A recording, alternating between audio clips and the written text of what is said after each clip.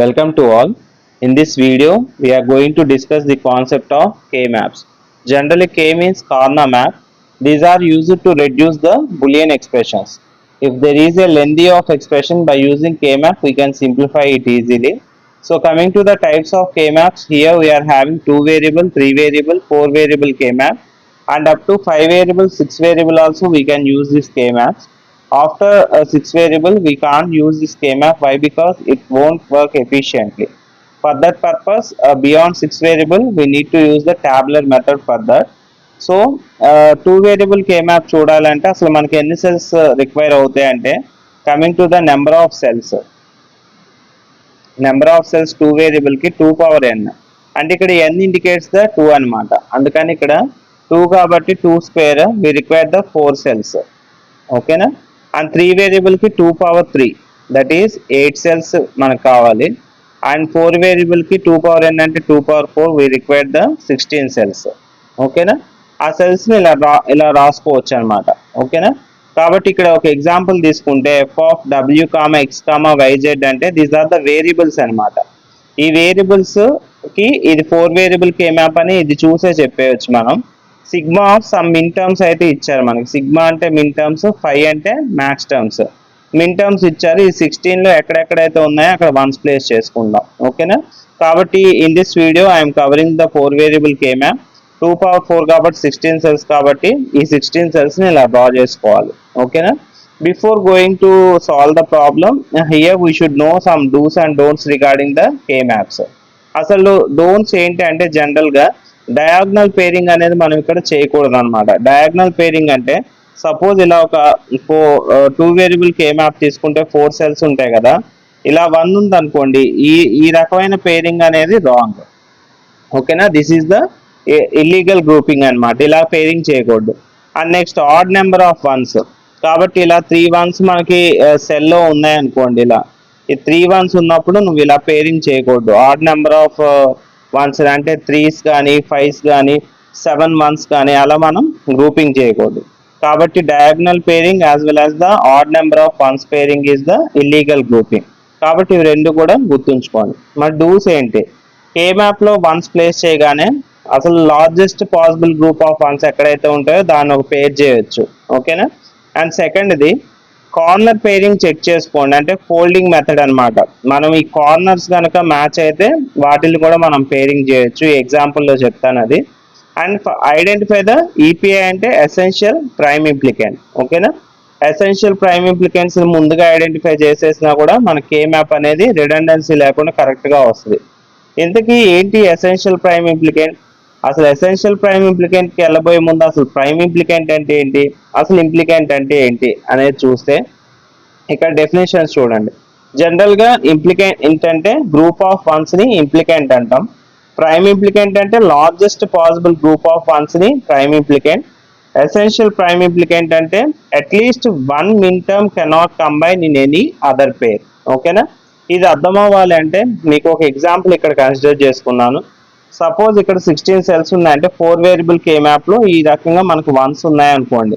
ఎలా చేస్తాం ఆ పేరింగ్? ఇలాగా ఇదొక గ్రూప్ చేస్తాం, ఇదొక గ్రూప్ చేస్తాం, ఇదొక గ్రూప్ చేస్తాం. ఓకేనా? ఇది గ్రూప్ 1, గ్రూప్ 2, గ్రూప్ 3.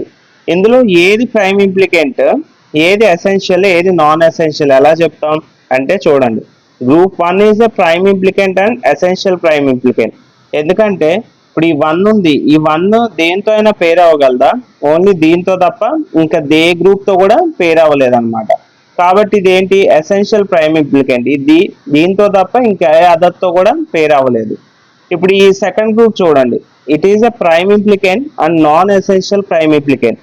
అంటే ఇది ప్రైమ్ ఇంప్లికెంట్ అంటే పాసిబుల్ గ్రూప్ ఆఫ్ వన్సే, but it is not essential, non essential అని చెప్తున్నా. అంటే ఈ 1 అనేది నువ్వు ఇలా అయినా పేర్ చేయొచ్చు. అవునా? ఈ పేర్లో ఉన్న 1తో అయినా పేర్ చేయొచ్చు అండ్ ఈ 1లో ఉన్న పేరుతో అయినా చేయొచ్చు. అంటే ఈ గ్రూప్ ఏదైతే ఉందో ఈ ఫస్ట్ 1 దీంట్లో అయినా పేర్ అవ్వచ్చు, దీంట్లో అయినా పేర్ అవ్వచ్చు. అవునా? కాబట్టి రెండు కూడా ఏదో ఒక దాంతో పేర్ అయిపోతున్నాయి. కాబట్టి ఇలా పేర్ అవుతుంది కాబట్టి ఇది నాన్ ఎసెన్షియల్ అనమాట. అట్లీస్ట్ ఒక్క 1 అయినా కూడా ఏ అదర్ పేరుతో అవ్వకుండా ఉండాలి. అలా అవ్వకుండా ఉంటేనే దట్ బికమ్స్ ద ఎసెన్షియల్. అలా కాకుండా ఉన్న రెండు వన్స్ ఇది దీంతో పేర్ అయిపోయింది అనుకోండి, that becomes the non essential prime implicate. అందుకని గ్రూప్ 3 చూడండి, ఇక్కడ ఈ 1 ఉంది కదా, ఈ 1 వచ్చేసరికి మనకి దీంతో తప్ప ఇంకా దేంతో కూడా పేర్ అవ్వలేదు. కాబట్టి it is also prime implicant and essential prime implicant. కాబట్టి ఇప్పుడు అర్థమైందా? కాబట్టి ఎసెన్షియల్ ప్రైమ్ ఇంప్లికెంట్ అంటే at least one minterm cannot combine in any other pair. కాబట్టి ఈ మిన్ టర్మ్ చూడండి దేంతో కూడా కంబైన్ అవ్వదు, ఈ మిన్ టర్మ్ చూడండి దేంతో కూడా కంబైన్ అవ్వదు. అట్లీస్ట్ వన్ మిన్ టర్మ్ ఎవరితో కూడా మనకి కంబైన్ అవ్వకుండా ఉంది. బట్ ఈ గ్రూప్ 2 చూస్తే ఈ 1 దీంతో కంబైన్ అవ్వచ్చు, ఈ 1 దీంతో కంబైన్ అవ్వచ్చు. కాబట్టి ఇది నాన్ ఎసెన్షియల్ అనమాట.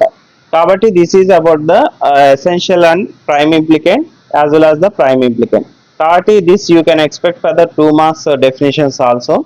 కాబట్టి ఇప్పుడు ప్రాబ్లమ్ సాల్వ్ చేసేస్తే మనం ఫస్ట్ ఎఫ్ ఆఫ్ WXYZ మనకు కొన్ని మిన్ టర్మ్స్ ఇచ్చారు. ఏదైతే వేరియబుల్స్ ఇచ్చారో ఆ వేరియబుల్స్ ని ఇలా రాసుకోండి. 16 సెల్స్ వేసుకొని, ఇది 4 వేరియబుల్ కాబట్టి WXYZ ఇలా పార్టీషనింగ్ చేసుకుంటే ఇటు WX లో వస్తాయి, ఇటు YZ లో వస్తాయి.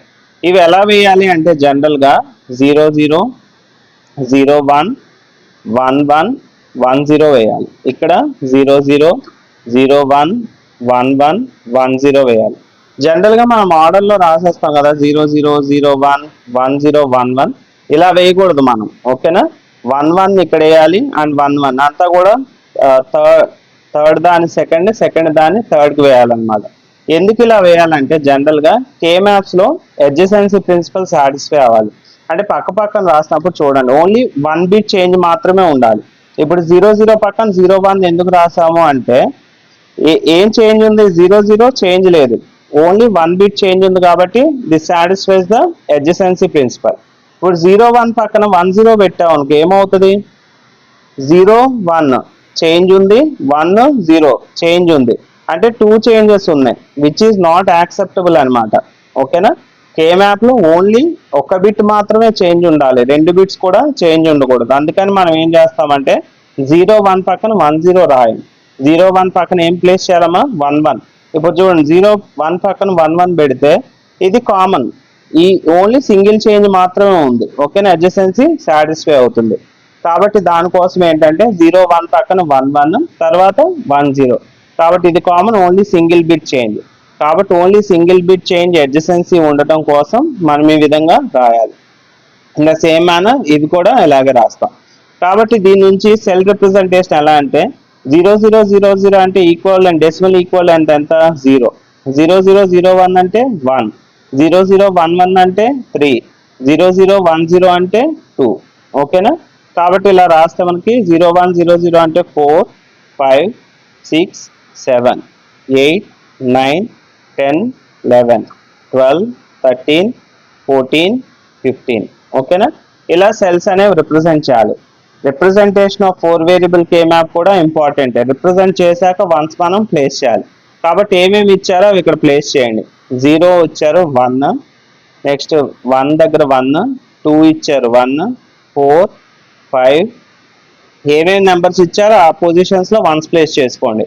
6 8 9 12 13 14, ఓకేనా? అన్నీ ప్లేస్ చేసేసాం. ప్లేస్ చేసిన తర్వాత నేను ఆల్రెడీ చెప్పాను ఇక్కడ డూస్ లో చూడగానే largest possible group of once ఉంటే అవి చక్కగా మనం పేర్ చేసేయచ్చు, ఓకేనా? కాబట్టి ఇక్కడ చూస్తే మనకి 8 వన్స్ ఉన్నాయి చక్కగా, ఈ 8 వన్స్ ను ఒక పేర్ చేయొచ్చు, ఓకేనా? 8 వన్స్ పేర్ చేసినప్పుడు జనరల్ గా ఇవి రెండే మనకి ఫామ్ లోకి వస్తాయి, ఎందుకంటే ఈ రెండు కాలమ్సే పేర్ అయ్యాయి కాబట్టి రెండిట్లో ఏది కామన్ గా ఉంది?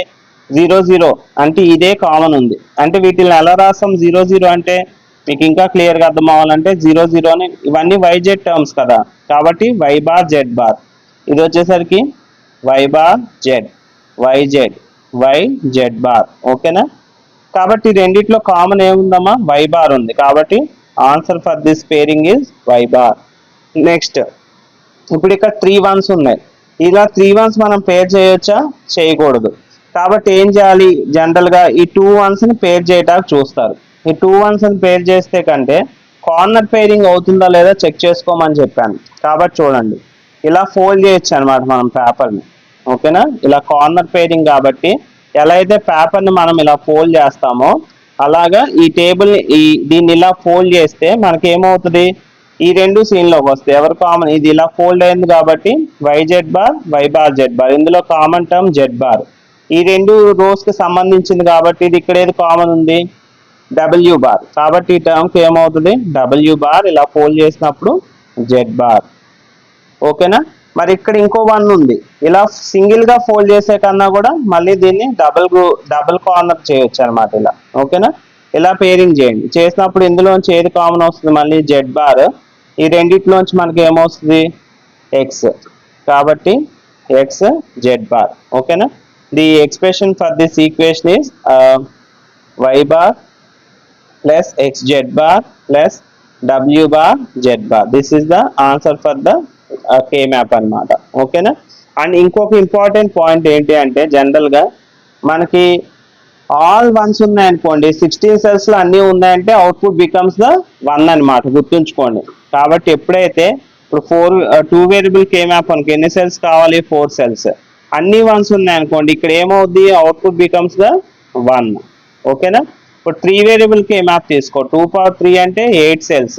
కాబట్టి 8 cells అంటే అన్నిట్లో వన్స్ ఉన్నాయనుకోండి, ఏమవుతుంది, ఇదంతా ఒక గ్రూప్ చేయొచ్చు అనమాట. ఇక్కడ కూడా అవుట్పుట్ అనేది 1 అవుతుంది. అలా 16 కూడా 1 ఉంది అనుకో, అవుట్పుట్ బికమ్స్ ద 1. ఈ రూల్ కూడా గుర్తుంచుకోండి. మనకి ఏంటంటే జనరల్ గా కౌంటింగ్ ఆపరేషన్స్ దగ్గర ఇవి మనం సాల్వ్ చేయాల్సి వస్తుంది. కాబట్టి ఆ స్ట్రక్చర్ మొత్తం కూడా వన్స్ ఉంటే irrespective of the input output becomes the 1. Okay. And I hope ఈ వీడియోతో మీకు అన్ని కన్ఫ్యూజన్స్ అయితే క్లియర్ అయ్యాయి అనుకుంటాను K map regarding. And thank you so much.